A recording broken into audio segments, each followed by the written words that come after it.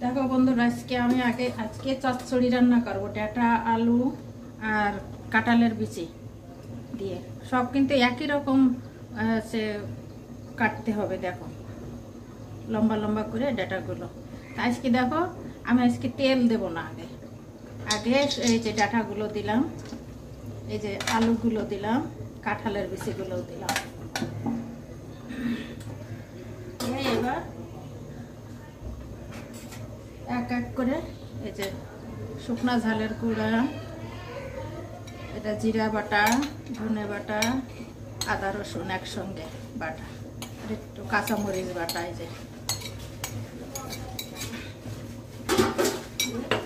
এবার হলুদ দিচ্ছে, দেখো পরিমাণ মতো লবণ দেব।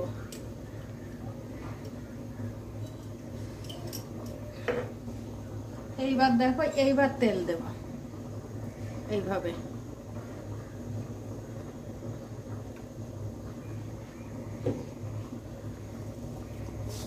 এবার এভাবে মাখায়ে অল্প জল দিয়ে বসাই দেব। এখনো কিন্তু আমি চুলা ধরাইনি।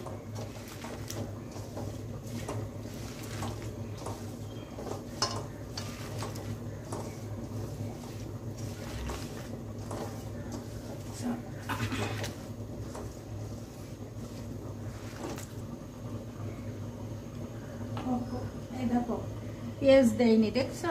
মনে নাই, এই যে পেঁয়াজ দিলাম। পেঁয়াজ দিতেই হবে।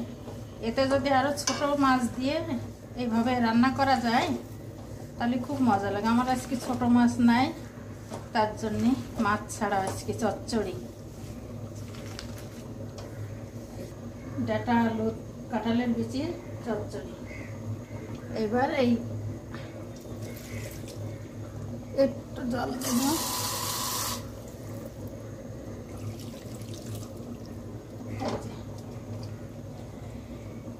এবার ঢেকে দেব, দিয়ে 10-15 মিনিট জাল ধরাই দিলাম। ওই যে 10-15 মিনিট এরকম থাকবে। যখন জলটা শুকাই যাবে, তেল একটু একটু দেখা যাবে, সেই সময় নামাই ফেলতে হবে। এই যে বন্ধুরা, আমার এই যে চচ্চড়ি রান্না শেষ। আমি মাঝে একটু তোমাদের দেখাইনি, একটু নাড়াই দিয়েছিলাম। হ্যাঁ, এবার রসে করে এই দেখো একটুও জল নেই, তলায় লাগা লাগা ভাব হয়েছে, উপরে একটু তেল তেল দেখা যাচ্ছে। এই হলো রান্না।